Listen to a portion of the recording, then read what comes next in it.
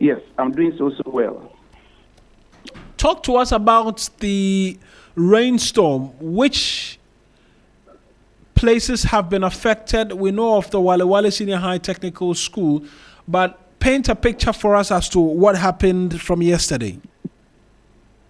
All right, so thank you so much. Looking at the impact of the rainstorm, in fact, we have communities surrounding Wale Wale, and taking from the Wale Wale to Nalegu route. This is a major route that has communities severely affected. And then come to Wale Wale Township. Most of the areas have also been affected. And it was even yesterday, I'm told we lost somebody through the disaster, and one other person is critically injured. And so looking at the impact of the disaster, it has affected so many areas. And the most sudden part is most of the houses, almost a full house with its roof being taken off, and the people cannot even have a single room to rely on. So if we're looking at the impact of the disaster is so severe. Very severe. And how have the students since yesterday been coping with the situation? Right. So as at yesterday, when I visited the school, most of the students, when the rainstorm started, some of their things were being affected. So they were rearranging some of their furniture and their mattresses. And so yesterday, because of the rainstorm, there was no electricity in the school. And so the students will not be able to even go for prep. And the school management also rearranging most of the houses and then the classroom blocks that are just lightly affected so that the students can have some place to manage for the meantime. And also, some of the year threes have started their exams, and the most affected classrooms are their exam centers. And so management, as for that part, they said they are very worried because the number of the students and considering the classes that are not affected, they doubt if it can accommodate the students. And so management is worried that if agent support is not given, they actually do not know their fate. Urgent support is needed. Would you say that members of the assembly or municipality or district have responded with the urgency to the development in the area? The member of parliament for Wale Wale as well, coming to ascertain for themselves exactly what it is that's happening. So that is the southern part, because as at the time this disaster occurred, I would say today is 3 days and no official on site to assess the impact of the disaster. I don't know for other communities, but for the school that has been greatly affected, nobody has visited them to sympathize with them or to even see how management is putting things in place to accommodate the students. So as we speak, no clear intervention just as yet. Yes, exactly. Are you returning to the school today? Because you mentioned that for the students, there's WASI and all of that which is happening, and some of the classrooms have been affected. Are you returning there today, and what is it looking like for those who are writing the exam, whether or not they can even write today or take their practicals? All right, so my interactions with the headmaster, he told me today management will officially meet and see how to put things in place. So I'm just preparing and we'll be going to the school in about 30 minutes. So when I get to the school, whatever updates I have, I will bring it out. Right. Solomon, thank you very much for these details as well. That's Solomon Kanalu. We will seek to get the Wale Wale Member of Parliament as well to just come through as to this development, the situation there, the rainstorm which has affected the students. We've just focused mainly on the students as well this morning, but unfortunately we haven't been able to reach the Member of Parliament just as yet. We're working the phone lines to get an understanding as to what the situation is, and possibly as well the District Chief Executive for the area, because there are students involved. Dormitories have had their roofs ripped off as a result of that rainstorm. Their laboratory and all of that as well have been affected by it. And so that will certainly be a subject area of concern. But a good morning to you as well, Johnny Hughes. Charlie Mawina. Interesting. Interesting things that I went through Wale Wale just yesterday. Friday weekend. and yesterday. Yes, this weekend. I was in faraway Sandema. Oh, okay. Senisi. For a funeral. What? Oh, okay. That's the front page of the newspaper by Simon Againab, the Dean of the Parliamentary Press Corps, when the widow said 40 years after 40 years of union. That's Mr. Sam. That's the funeral. That's the funeral. That I had the privilege of attending, and needless to say that he was the longest serving DCE of that area. In fact, he started as secretary of the area, political secretary of the area, and then subsequently became DCE for the area. It was just at the time was just Bolsa. There was no north, there was no south. So the Honorable Clement Apak, the Honorable Agalga, Sraj Boss, Joseph Withal, many others were there. Great individuals came to bid him farewell. It's good to travel to the countryside. For a moment when I shared a photo that I was around Sandema, people thought that it was because of the young lady who had indicated that you just have to bring, a dog and some drinks and 1 2 1 2, and then you have a wife to yourself. And she was so angry about it. They thought it was because of that, but no, I went for a funeral. Yeah, I went for a funeral. People were suggesting you are going to get a second wife. Yeah, that's what people are, but I am not. I am not interested. You are not polygamous. No, I am not interested in that. No, are you? There's a difference between not being interested and not being polygamous. Interested. You don't have to be. You will be uninterested, and that's it. I'm not interested in that. In polygamy. I'm not interested in that. In a second wife. I'm not interested in that. Is my answer clear enough? It's still a bit unclear. You cannot be interested in the second wife, but you can be polygamous. I don't know. That's why I'm saying that I am not interested in that. Yeah. And on that journey, Mawina, I also saw I made a stop over at Pualugu. That's actually Kunzo Tiani's area. Interestingly, where the Pualugu onion market is right next to where Dr. Kwame Nkrumah had the tomato factory that has now become defunct. And I was just thinking that these are just, a few miles away from the border itself. And we are still talking about onions, importing them into the country. We're talking about tomatoes, importing them into the country. I saw the Tolon irrigation dam, and I thought to myself, look at how big this dam is. Why are we not able to make the most out of it so that this conversation about importing tomatoes and onions becomes a thing of the past? I insist that if we treat the Tolon dam well, and we try very, very hard to make it functional and fully functional, we will not come back to talk about, Burkina Faso tomatoes, etc. So we ought to do well for ourselves, and thus far I think we are trying, but our best could be made better. Yes, our best could be made better.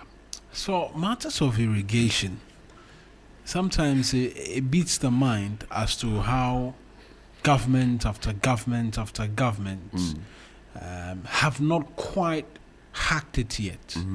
Is it the case that we do not have enough technocrats? Is it the case even that they are aware of these existing infrastructure, for instance? Because it cannot be that all these individuals who were present at this funeral you were at would have gone through and wouldn't have seen some of these. Yeah. And, sometimes it leaves you asking yourself very difficult questions and struggling to answer them as to why consistently we haven't been able to hack it right. If there is anything, and I always say when we were growing in basic school all the way to senior high school, all we were taught, agriculture is the backbone of the Ghanaian economy. I mean, you can ask anybody my age and below, and we would have, that's what we grew up knowing. Agriculture is the backbone of the Ghanaian economy. What are the components to that ensures that continues to be the backbone? Irrigation, all year round farming. To believe that in the Fourth Republic, which is 34 plus years, and a number of us, myself, age groupings, have lived through this Fourth Republic, 30 plus years. And we've been told repeatedly agriculture is the backbone of the economy. And that backbone has been rain-fed for 34 years. It's an indictment on every government. It is. Every government under the Fourth Republic. Marina, there's one thing that I also noticed. Look, the sun is blazing hot in those parts of the country. I'm not joking. It is blazing hot. I'm used to the sun situation in Tamale because I'm a sub-chief up there. But further up, the sun is blazing hot. While we sat, and kudos to Jonathan Syme and his brothers Cletus and Aaron and their family for making sure that the old man went home in grand style. In fact, they took Accra to the village. They did the setup like would have been done at the State House in a typical village setting. So they deserve their flowers. While we were seated there, they brought these frosty fans, for us to have some cool temperatures and all of that. And the co-MC, the royal MC, that's his name, is well known around the area as a local. He said, look, why are we not harvesting all this sun, the energy from the sun, which is blazing and shitting us? Why are we not harvesting it to generate power? Because recently the lights have been going off. We are told that transformers are being changed here and there. But we also know what happened at the Akosombo area, right? The Great Akosombo area. We know how people have been asked to step aside and investigations are ongoing, blah, blah, blah. Whether it is sabotage or whether it is not, the question that remains is why are we not harvesting the sun? Because we started off using hydro, right? Akosombo Dam, hydro, it's just purely water. Now we have 1,000 megawatts. Then we added thermal to it, which means that you have to go and buy crude to come and feed the plants to be able to get this. Now God himself, in his own wisdom, in his own love and mercy to us, has decided that we should have sun and have it in abundance. And I don't think it was for any mistake that the Ministry of Energy has now been, renamed the Ministry of Energy and Green Transitions. That sun energy, that energy from the sun, can be harvested and that energy can be used for our benefit. If I built a house in those places, I won't necessarily need to connect onto a certain national grid. No. Solar. I would use solar because it's there in abundance. I need that. I need the panels. I need an inverter. I am gone. The sun was blazing hot. Temperatures rising up to what? 40, 45. You don't say. Bring Kuzo Tiani into the studio and ask him. 45 The degrees. sun is blazing. You would feel feel it on your skin. Oh, do we have 45 degrees in Ghana? In the morning, as of the morning. Because I like to check the weather. As of the morning, when you check, this my phone gives you Yeah, it gives you a fair sense exactly. of... Yeah. So today's high feels like 38 degrees Celsius. 45, Yes. 50. Yes. It's hitting you. You feel it that this one, God is dealing with me. You feel it. And you know it's a dusty area, so the dust is biting and the sun is hitting. That's the kind of sun energy I'm talking about. That could have been harnessed, and they can use some of the power and even give us down south here some of the power. So we don't have to be worried about Akosombo levels going down, blah, blah, blah. I don't know. Maybe ECG, maybe the ministry. Something has to be done about it. Look, and there are private individuals in this country who have, installed solar panels in their homes. And they tell you how much savings they make off, electricity bills. They tell you how convenient it is. So when we are all complaining about, the light has gone off, whether it is Dooms or Doom CSA or whatever it is you want to call it, they laugh at us because for them, they don't see anything, untoward happening. It's light. They have it. The sun is shining. It's cool. So what is our own problem? What is our problem? On that harnessing the sun conversation, I mean, we mentioned Akosombo and all of that. 1,000 megawatts have been knocked off. Yeah. But there are questions as to whether or not that is justification enough for the power situation, which we've experienced over the last few days, I would say a week, because things have got really tough in the last week for quite a number of people. Considering the first year, the situation was very stable, and suddenly transformer ejections, fire outbreaks, and what have you. There's a problem within the power sector that should not be, but is right now, and it's affecting the ordinary Ghanaian who is very unforgiving when their lights go off. In fact, even yesterday, lights went off around this place, TV3. Not just TV3. I mean, I had lights. I got back. So the flight took off from Tamale, I think 7:20 p.m. I got to Accra, got to my neighborhood, and the light was off. So Sandema is there. Sandema is there. So in fact, the areas to be affected from 6 a.m. to 12. That's today, right? That was yesterday. Akosua Village, Isochir, Gaje, Ochiriko, Breku, Senya Breku, Bonsoko, So I think it's scattered Akoti, across Ojobi, the length and breadth of the Wenga, country. Kontokole, parts of Millennium City Estate, Adamukrom, Newcastle, Menges, Sandema, Blue Kiosk. Which of the Blue Kiosks? There are many Blue Kiosks around.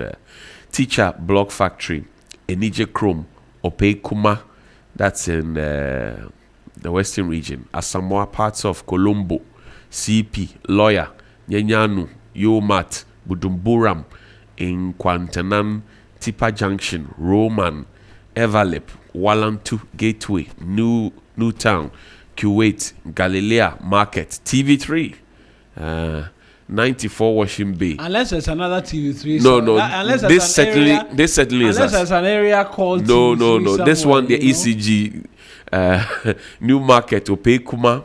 Opekuma has appeared twice. American Town means that their lights will go off twice. Or Columbia, there's Congo another Villa, Akwele, Otta City, Top Town, Nurses Quarters, Danchera.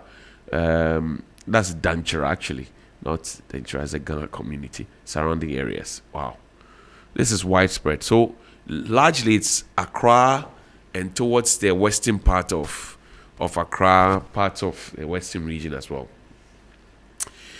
The CEO of Greatco has been asked to step aside pending investigations into fire incident at Akosombo Power Control Center. See, these are politicians. They don't listen. I preached my sermon. Let the retirees go and let the young grow. The CEO in question, is he a retiree? has he gone past the age of 60? I don't have that on record. You will not have that, but I have that on record. Yes. So, what are we waiting for? Are we suggesting that within the structure of GRIDCO, there is nobody who is qualified to take over? It's a simple question. People join organizations because they know that there's a certain progress route for them. You know, so. So why have we as a country developed the appetite? And I remember that on the 9th of January 2025, I told President Mahama of 10 sins of President Akufo-Addo that he must never repeat. So far, he has done well, but the let the retirees go, let the young grow conversation, he must be brought back to the front burner. You see, the president has surrounded himself with a lot of younger people, right? From the presidency to ministerial appointments to whatever, he surrounded himself with a lot of young people. And the results are being delivered. I'm not anti-age. If this man at GRIDCO is the board chairman of GRIDCO, I won't have a problem, because certainly he has experience to share. But the day-to-day running, are we saying that there's nobody at GRIDCO at the ESCO level who can take over the management of GRIDCO? Are we saying that?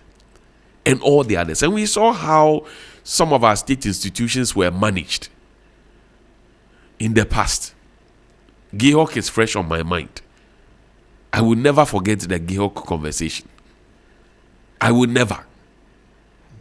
And I will tell it to my children that once upon a time, this was how bad we ran down GEHOC. SNIT, we couldn't pay SNIT contributions. We deducted, but we didn't pay. We owed GRA. GRA had to garnish GEHOC account. Insurance companies that were deducting tier 2, which was deducted, it was not paid. They had to write. SNIT took GEHOC to court. I will tell my children about it. That we bought bottles that we didn't immediately need and we left them at the mercy of the weather. I will tell my children about it. That people brought ethanol to come and supply to GEHOC, and then when at some point they couldn't pay, they came back to come and carry it and took it away. I will tell my children that for a whole week you are not even able to produce 1,000 cartons of drinks. I will tell my children about it. I'll tell my children how a vehicle was bought and auctioned for less. I'll tell my children about it, so that we don't have a repetition of that. And we don't need to go back to those days. Look, most of the old people in this country are people who have, and I have a lot of respect for people like Auntie Adole Brown, retiree, minding her business, running her own business, impacting the next generation in terms of educational, center, and running it in pristine order in spite of all the challenges and impediments that are put on it. So people like that, you have enormous respect for them. If such a person like Auntie Adole is made board chairperson of Ghana Education Service Board or something, I won't have a problem, because she's coming to the table with a lot of experience. Right. But when you have people who, naturally, when you grow old, sleep will catch you. Naturally, when you grow old, you slow down. Naturally, when you grow old, there are certain things you cannot do. Naturally. It is natural. It is nature. You can't cheat nature. Even the most agile older people I know, sometimes they tell you, as for this one, I have to go and rest it. And you see, they have to be on schedule and on time. It doesn't make any sense for us to have young people walking around without jobs. And that has always been my position, and it will be my position. Walking around without jobs and having old people who have done their bit still lurking around and fighting over the jobs with young people. It doesn't make sense to me. If we had a proper social protection standpoint as a country, perhaps, just perhaps, we wouldn't have had that kind of situation. So we don't have a proper social protection standpoint as a country. And that is what is also causing some of this. Sometimes in my work, somebody will tell you, look, I admit I'm 63. I should have gone home, but I have not finished my project. I'm sure you've heard that before. That I'm 62, I'm 63. I'm looking for the contract extension because I have not finished my project. But this same individual has a child at home who is done with university or polytechnic or whichever it is, has the right qualification, has done internship, etc., has done some volunteer work here, and is ready for the world of work. And this same person who is blocking the chance of another person because I have not finished my project is the excuse, now starts chasing you with the son or the daughter's CV. So he wants to stay in employment, or she wants to stay in employment after retirement, and wants you to go and now be chasing for a job for the daughter. So why don't you check out so your daughter can come and be in your stead? For this Why don't you check out? It receives massive support. That I can tell you. This campaign, from the police headquarters to wherever, I've got security officials. We who come choke. to me and say, We choked. The retirees must go. They for must the go young to grow. Mawina, you know, and I'm happy you talk about the police, prisons, fire service, immigration, what have you. When you have a certain rank, all right, there's no way, if Marina, I am, let's say, an ACI, right, in the immigration, that's equivalent to ACP in the police or ADP in prisons, and then you are 2 ranks lower than me, there's no way you'll be giving an appointment over and above me. It will never happen because it's a regimented space. So when people are due for retirement and they are at the top, DCOP, COP, and they are at the top and they don't want to go away and they are looking for contract extension, how do the people down there, the chief superintendents, the superintendents, the ACPs, the DCOP, how do they also climb up? How do they climb up? What is their potential? What do they look forward to? In this country, people were kept on one rank for 9 years.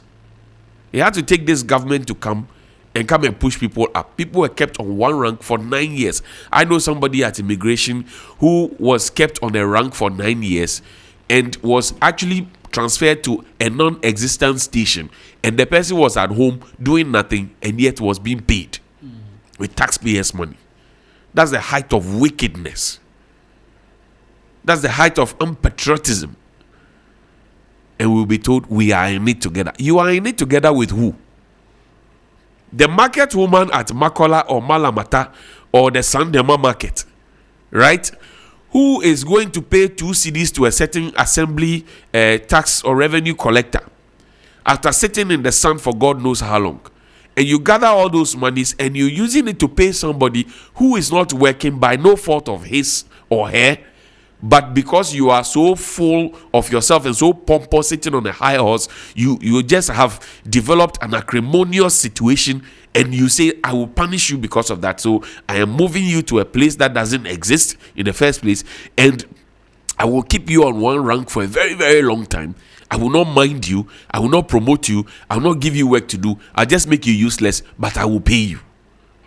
What sense? What is the sense in it?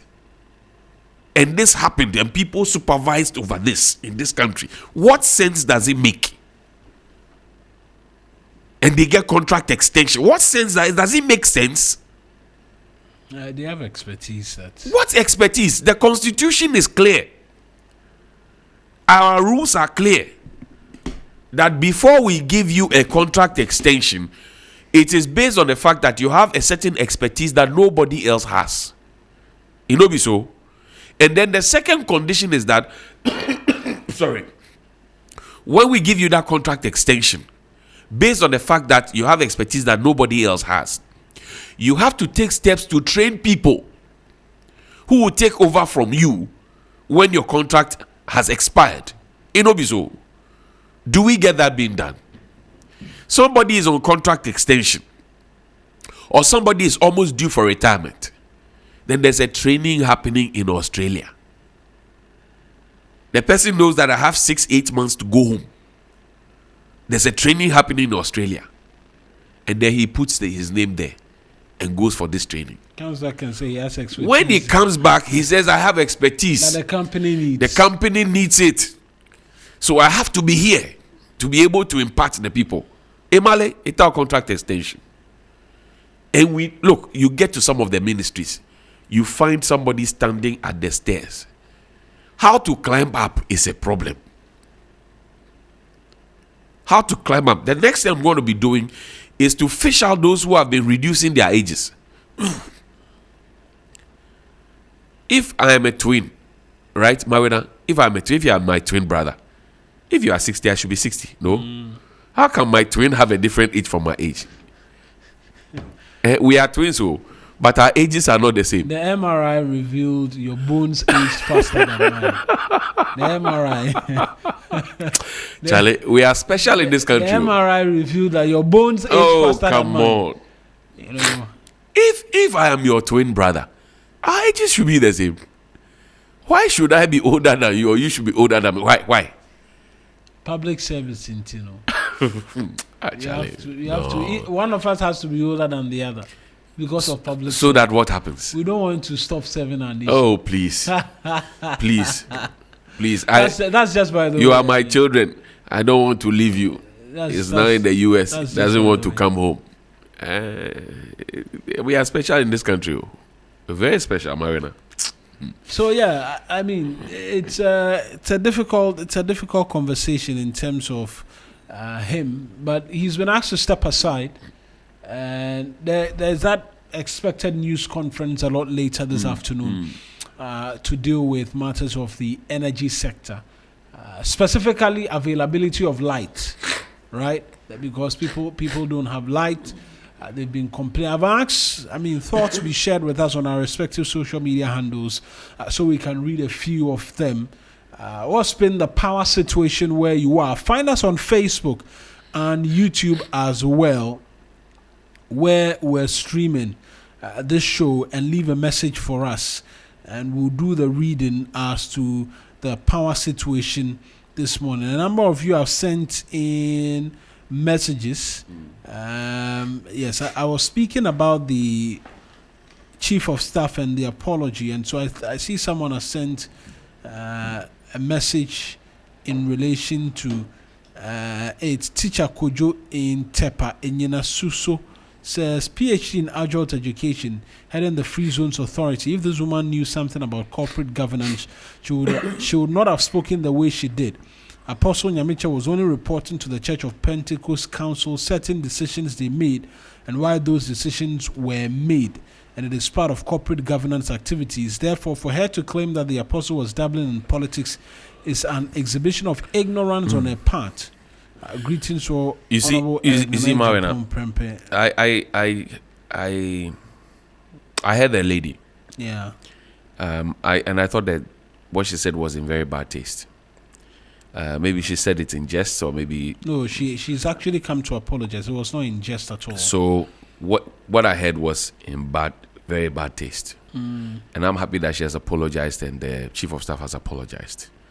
Elsewhere, she would have been made to go and take a back. Which is a question people are asking. Elsewhere, she would have been made to go and to take a back bench. Why wasn't she asked to take a back seat? It doesn't lie in the chief of staff's voice and eyes to be crying in public, asking for forgiveness for her. What is special? What is special? Look, Ghanaians voted for the NDC because they said they were coming to do something different. Because we had enough of what we were being fed with at the time. And some of these things happened in the past, Omaweda. Some of these attitudes, it happened in the past. It was the reason that most Ghanaians got angry, that they thought that arrogance of power and people were being cheeky, etc. It was all part of it. That's how come the MPP was voted out of power. So we cannot now be endorsing it by weeping in church. It is okay to apologize, fine. But weeping in church, no. But you see, interestingly, when I grew up in Kaneshie as well, I knew about the Church of Pentecost in Kaneshie.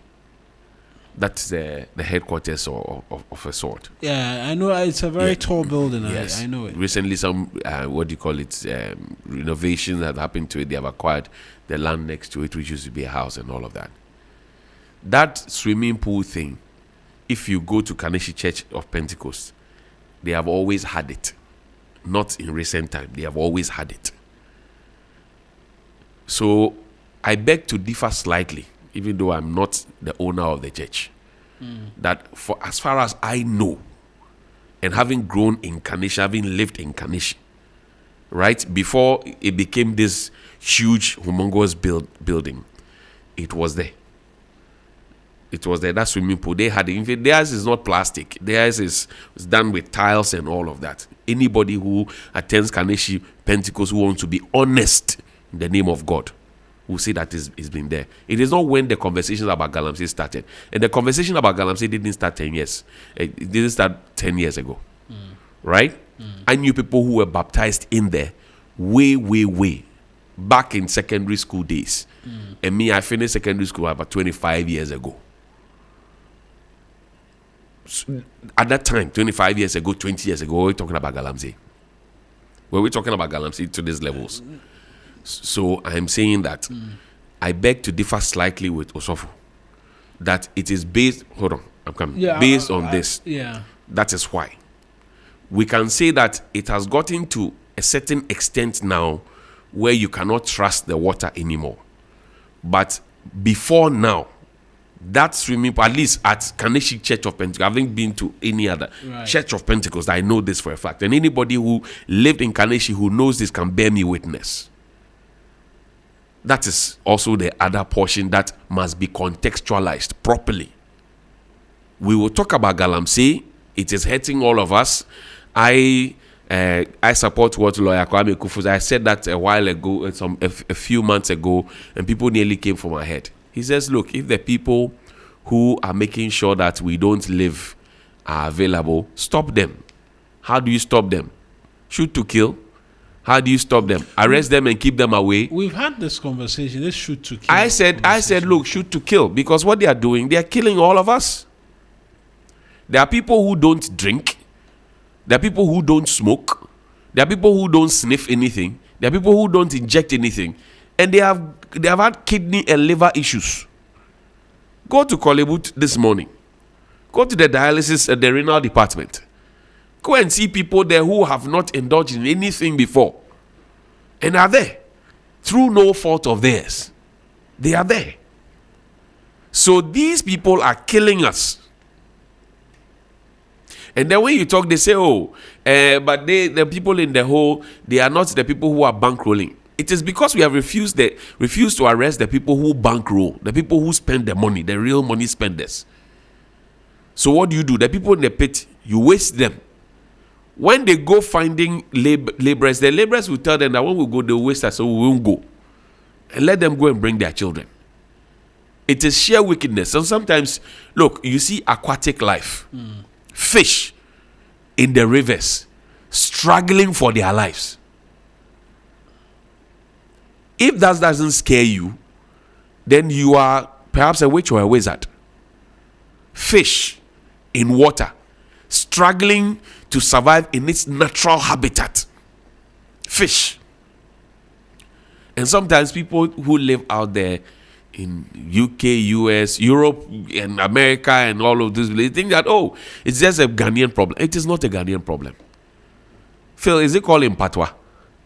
The fish. Yeah, impatwa and adjing and the rest, the ones that you buy, they will how do you call it? They will, it's not roast, what's the term? They will smoke it and then package it and bring it to you.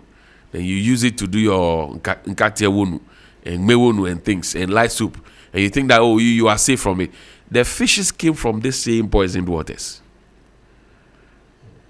The cyanide, the mercury, Ghana water will add chlorine, alum to it. So you are creating a chemical bomb. Then you yourself, you add salt, sodium chloride.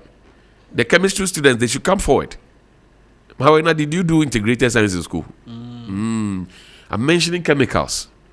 There's mercury, there's cyanide, then there's chlorine, there's alum.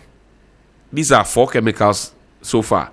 And then you add sodium chloride, salt. Then you put it together. Those who also like to use the artificial spices, you are adding more to it. So you are creating a nuclear bomb in your stomach. and you are wondering why you are swelling up. Those people who are doing these things must be stopped in their tracks. We have played with them for far too long. The chiefs know about it. The politicians know about it. Even the pastors, they know about it. But when I go to the Galamsey sites, there are known Galamseyers who go to church to go and give fat offerings. The churches take the money. There are known Galamseyers who go to these same churches where we are being preached to from. They go to these same churches. They give fat offerings and their offerings are taken. They bring tithe from the Galamsey pits and it is taken. These same Galamseyers are made harvest committee chairpersons and building committee chairpersons. These same people are made chairmen of Sunday school fundraising activities. These same Galamseyers. How many pastors in this country use their pulpits to preach about Galamsey? How many? If it's not sow seed, it is about Yedi. I'm not against it, but I'm saying that how many of our pastors use their pulpit to preach about Galamsey? Now churches have their own media houses. Churches stream live their activities. So they have a following. How many and how often do they use those platforms to preach about Galamsey? Maybe Sakeke, maybe. I'm just asking. So it's a fair question. So on the Dumsor situation, it's a message that comes through that 12 hours doom at Sakaman Blue Lagoon area. We don't want Dumsor timetable. This day of EV and AI, why are we suffering power issues? It's a very relevant question that's been asked. I've seen Richmond Roxon in and around the premise. I'm sure we'll hold him here to answer a bit more in terms of the question, because outside of the ejection of transformers and what have you, I mean, the light goes off in the middle of the night before the fire outbreak and all that. And at 12 in the night, I was sleeping one time and my light went. You are not taking transformers. You are not replacing transformers in the dead of the night. And so, what explanation possibly fits why the lights are going off? It's a very legitimate question. It is a legitimate question. We will get officials of electricity, Nia Iku, Dr. Charles Nia Dr. Charles Nia Iku, to as well join us to offer a bit more in terms of explanation for us as well. But back to that Pentecost. Before we get to the Pentecost thing, you have another message. So a big man within the political circles has sent me. They says, please, the contract extension is currently ongoing in the ministries, departments and agencies. They don't want to go, lobbying here and there. Look, if you are a retiree and you are lobbying to stay on, pray I don't find out your name and your photo, because I am coming back again. I'm saying it again. If you are a retiree and you are lobbying to stay on when young people are asking for jobs, pray I don't find your photo and your name. And you know me, I will cross-check and come and put it up here so that what you are looking for, you will find. If it is time for you to go home, go home. Go and play with your grandchildren. Go and play. Jack Ma said, at 60, you play with your grandchildren. Go home. Play with your grandchildren. Let them feel you. I grew up knowing that my grandparents were available, so my parents had the free hand to go and work. Today, grandma is working, grandpa is working, and grandchildren don't have access to grandpa and grandma. They are stuck with their phones. They don't know how to have conversations. They don't know how to make friends. They are not growing up very well, and they become recalcitrant and wayward children. And we are all watching. And we are all watching. And when we finish the good old days, things have changed though. You are part of the reason things have changed. You are part of the reason that things have changed. Because you have refused to be a good grandma or a good grandpa, living by example and leading from the front. You are a grandpa. You are a grandma. What are you still doing, trying to struggle over work with young people who now are in their late 20s, early 30s, some early 40s, and they are unemployed, and you are happy about it? You should not be happy about it. You should be ashamed. You should not be happy about it. You should be ashamed. Have you not realized that when you go for those family meetings and funeral meetings and contributions that we made, then the young people literally run out of the meeting because they have nothing to give. They have nothing to give. If they were working and they were employed, they will contribute their quota. But you think that they want to be useless? They don't want to be useless. It is because your continued stay is what is making them useless. What are you lobbying for? What are you staying on for? And I thank God that no older person comes to me to come and tell me that, oh, Charlie, go and talk to person A, B, C for me so that they retain me. Because I will tell you straight in your face that, boss, why are we like that? I said, pray I don't find your photo and your name and what you are lobbying for. Pray. Because if I find it, I won't hesitate. I will publish you. I will publish you. I will publish you.